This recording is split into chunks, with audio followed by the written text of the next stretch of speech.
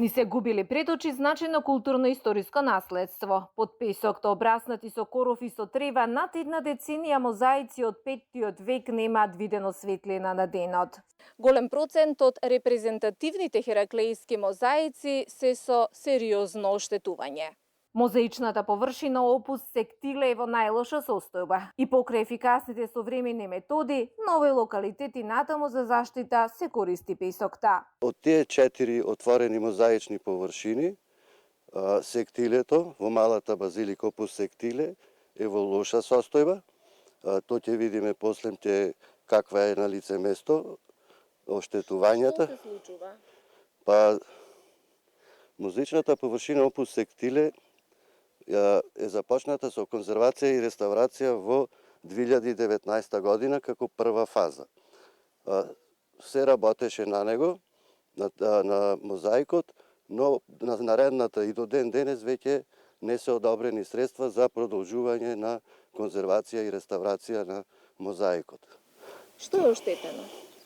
Па во апсидалниот дел во малата базилика носачот е оригинален, тоа е подлогата на мозаикот, и поради таа причина доаѓа до распаѓање на деградација на малтерот што го држи мозаичните камења што ги држи. Се доаѓа до распаѓање, оштетување и деградација, значи, на малтерот. Доколку час поскоро не се превземат мерки, какво културно наследство може да ни исчезне? Мозаикот е доста значаен од 5 веке, пошто јас секоја година ги посматрам, ги анализирам, се повеќе и повеќе се настанува оштетување поголем процент.